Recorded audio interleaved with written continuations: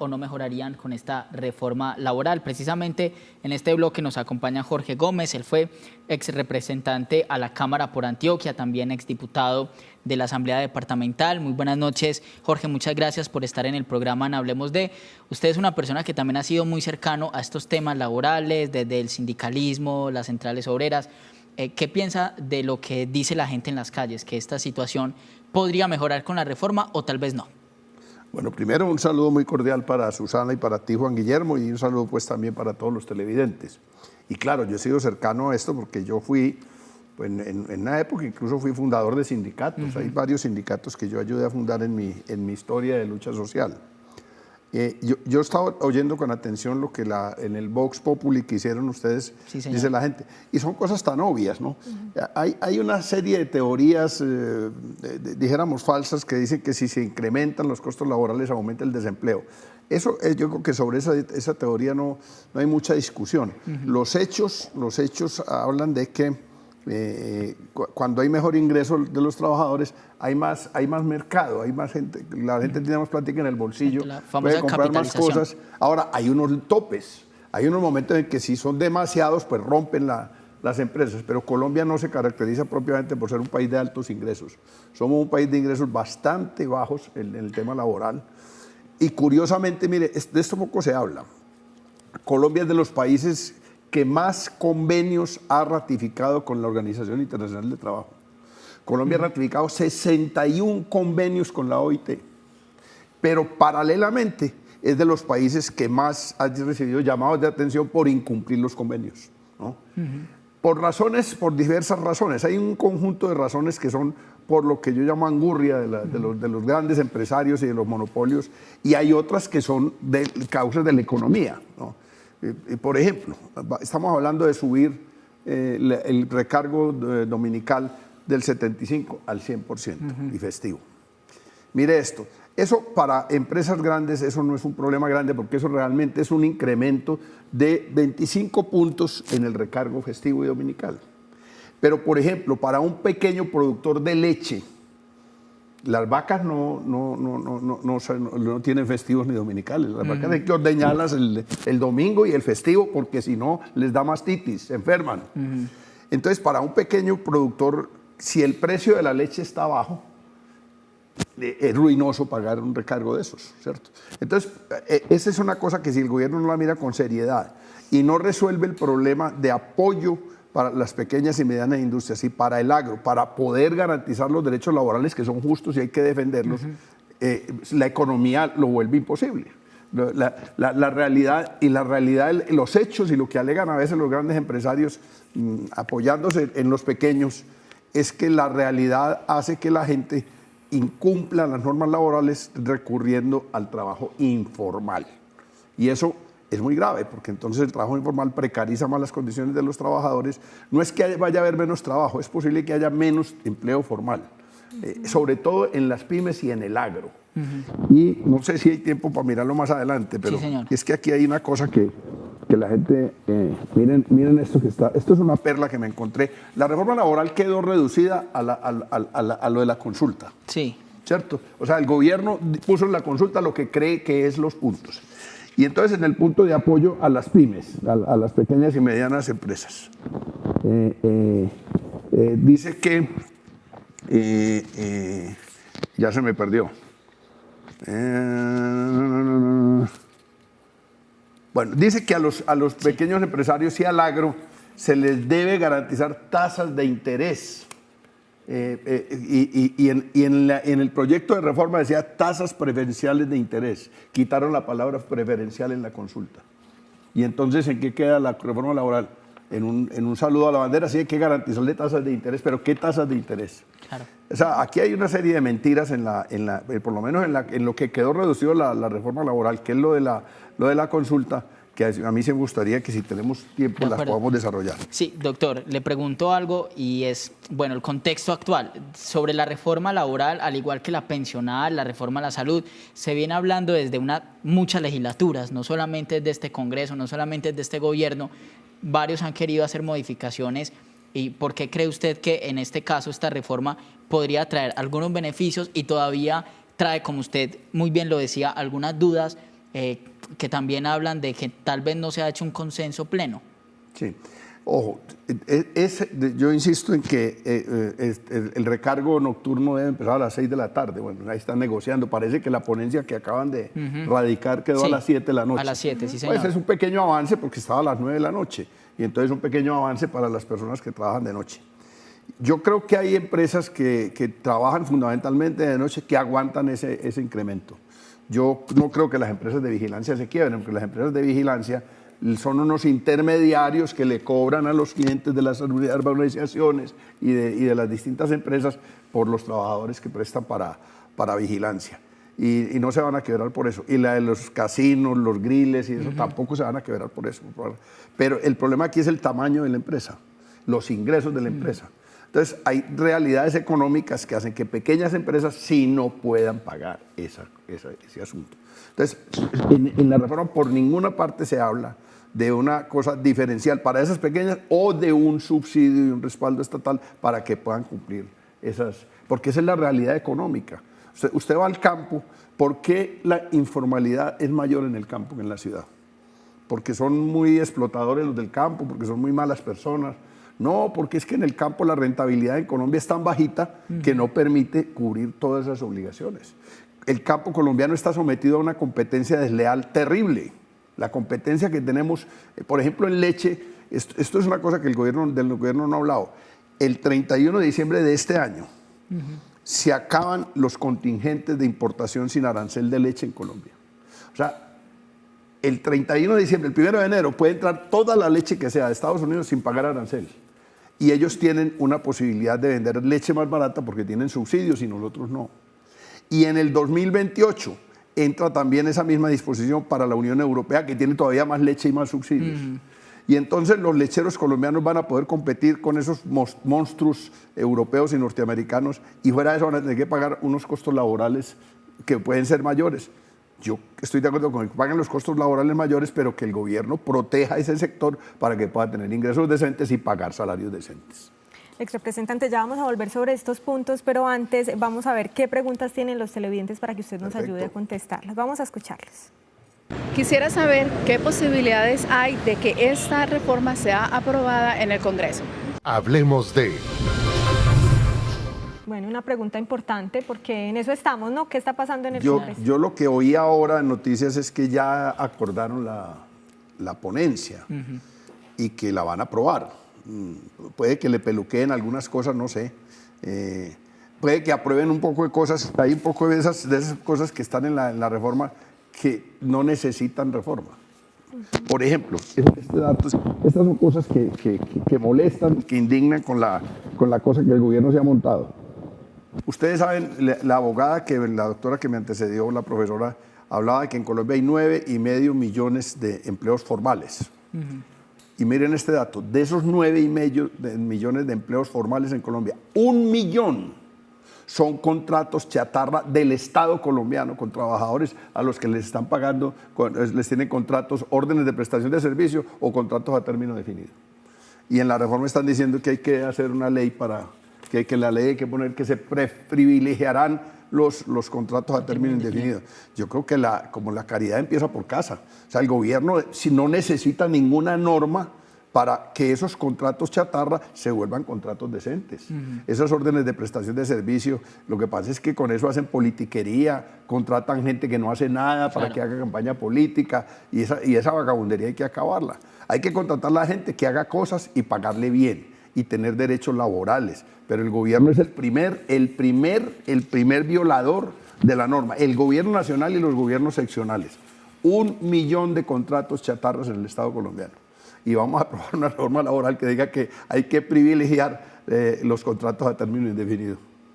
Esa es una cosa que vale la pena que los ciudadanos conozcan, porque ¿cómo así que entonces armamos una pelotera y vamos a una consulta popular y el presidente amenaza con que va a haber revolución mañana y bueno, 1000 cosas de esas, que finalmente es una cosa electoral en la que se metió el gobierno? Y ellos mismos están violando una de las disposiciones que pretenden aprobar. Repito, esto no es un dato que me inventé yo. 1 millón de contratos chatarras en el Estado colombiano.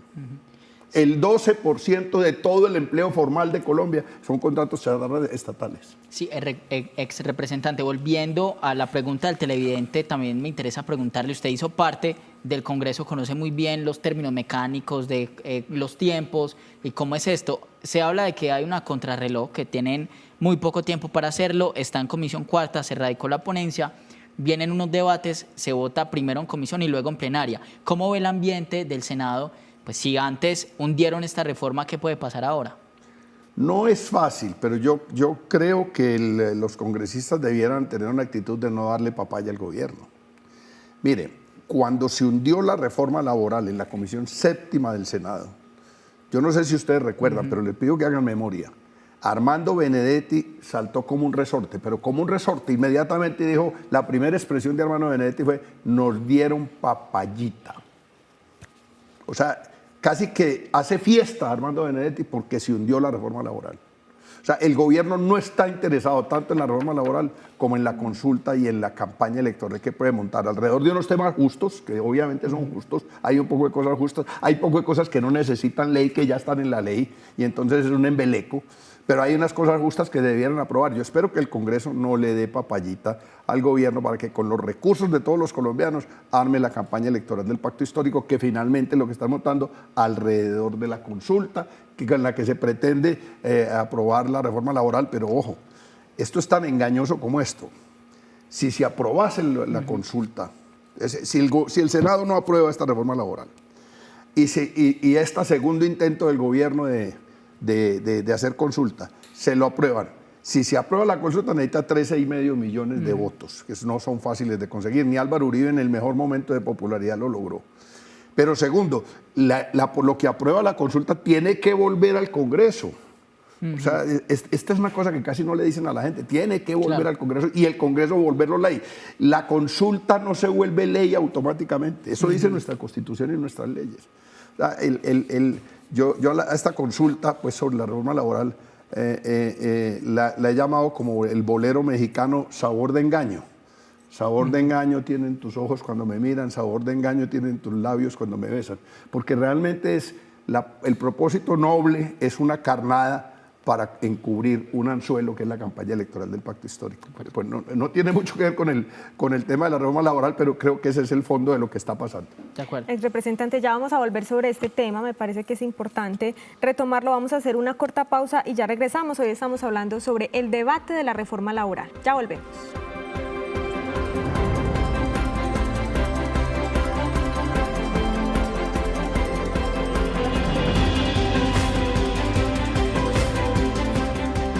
Hablemos de.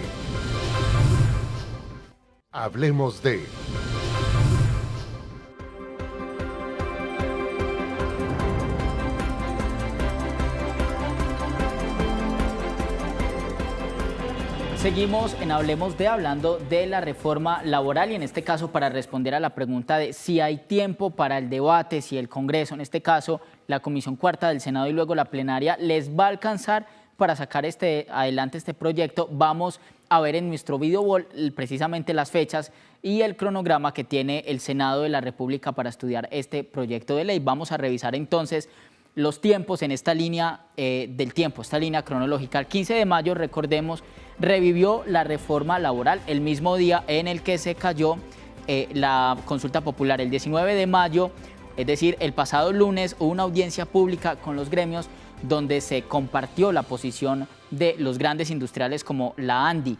El 20 de mayo comenzó la sesión de la Comisión Cuarta, presidida por la senadora Angélica Lozano, en donde empezaron a evaluar esta consulta. El día de hoy se radicó la ponencia para el primer debate, ya oficialmente se entregó este documento para que los que integran la Comisión Cuarta lo estudien.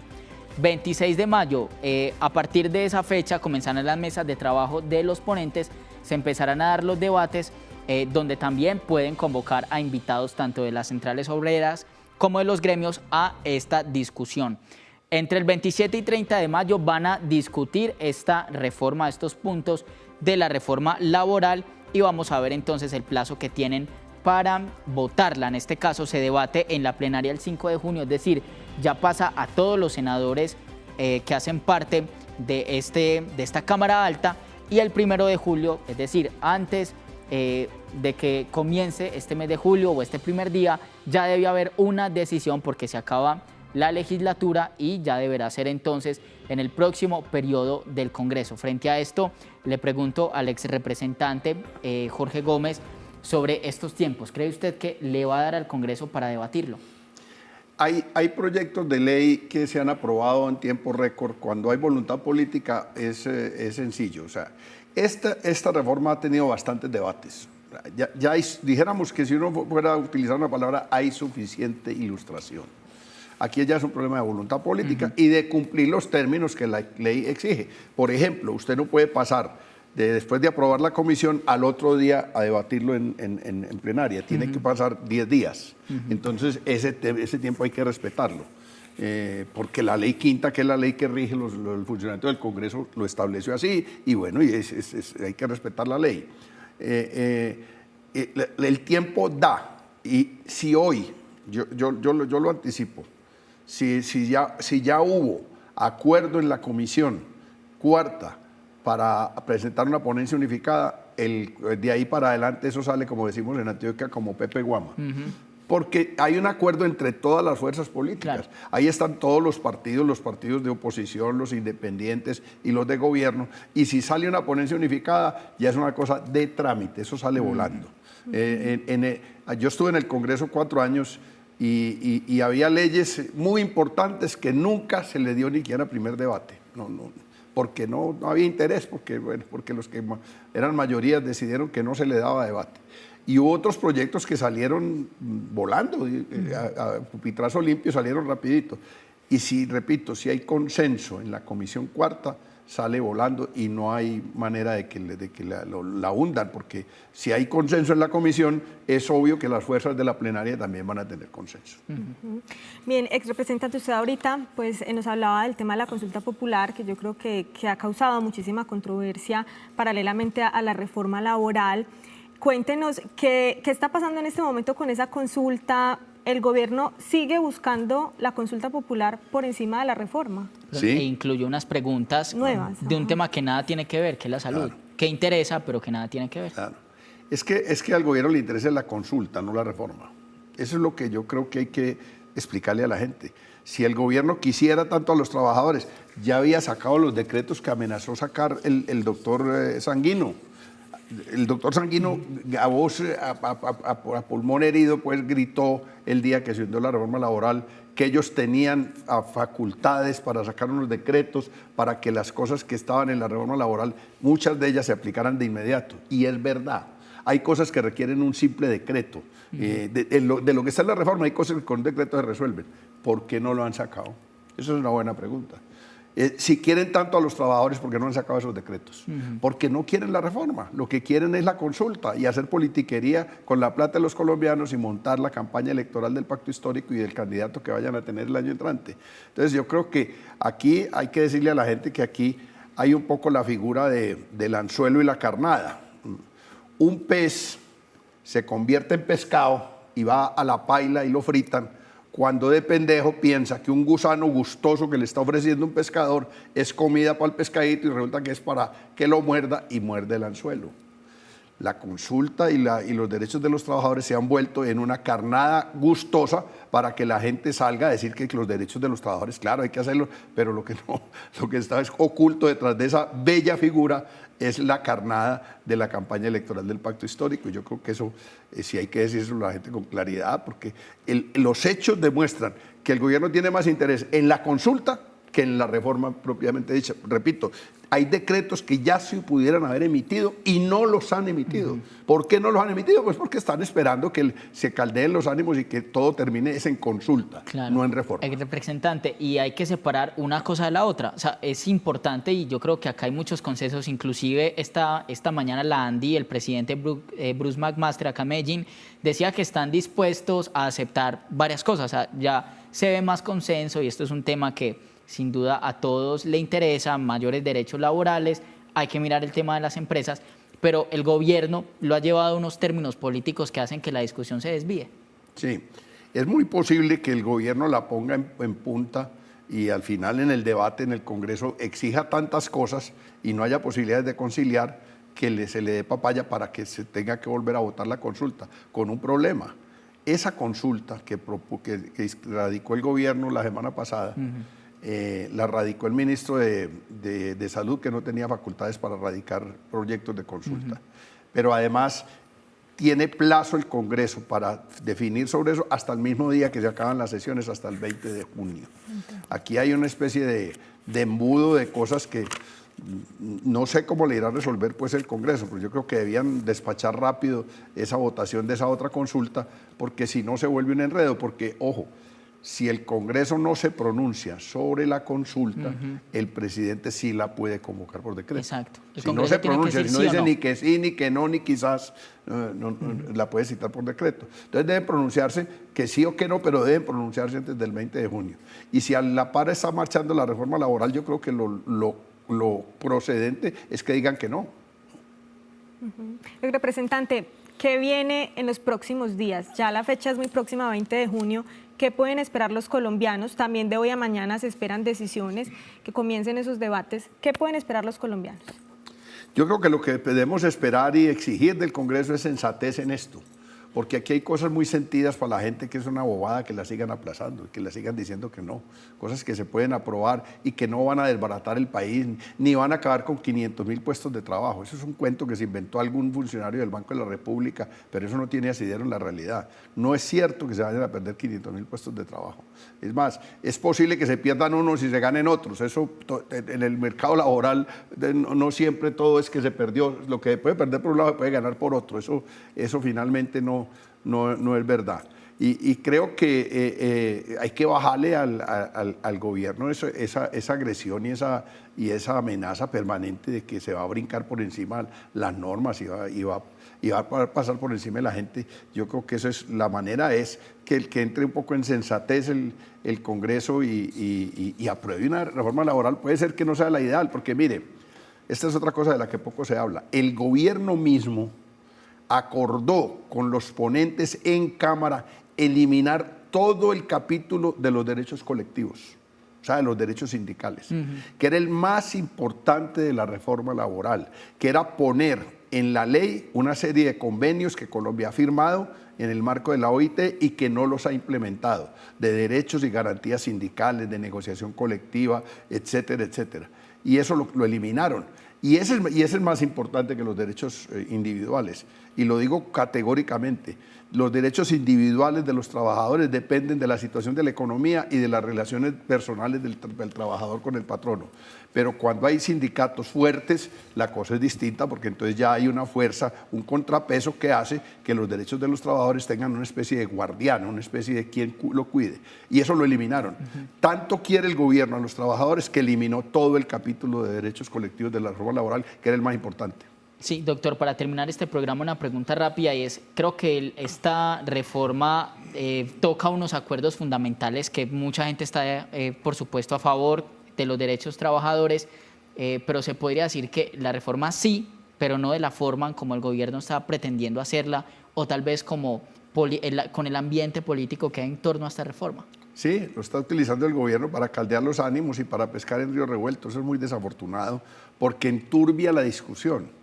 Y aquí la discusión de si se pierden o no se pierden puestos de trabajo, que es una discusión técnica que yo estoy en capacidad de demostrar que no es cierto que se pierdan puestos de trabajo si se aumenta el recargo nocturno o si se aumenta el pago del trabajo dominical, incluso si se aumentan los salarios. Eso no es tan cierto, pues, es más, hay sectores que se verían ampliamente beneficiados si hay un mayor ingreso de los trabajadores, porque al haber mayor ingreso hay mayor consumo, y al haber consumo se mejoran algunos negocios. Entonces puede que algunos le sucumban, pero puede que otros surjan. O sea, esto es una discusión más técnica que otra cosa.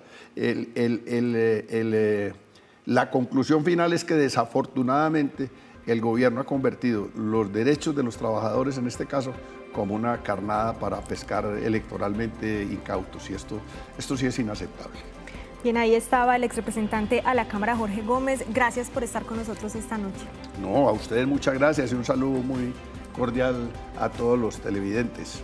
Juan Guillermo, así llegamos al final. Muchísimas gracias. Muchas gracias a usted, Susana, y a todos los televidentes también invitados a seguir con nuestra programación en Telemedellín. Y por supuesto, dentro de 8 días nos volveremos a encontrar con otro tema de discusión para explicarlo y para entenderlo.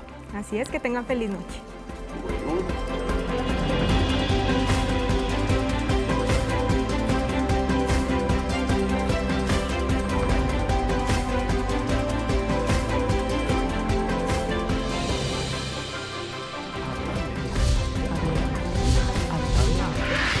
En Noticias Telemedellín, hablemos de...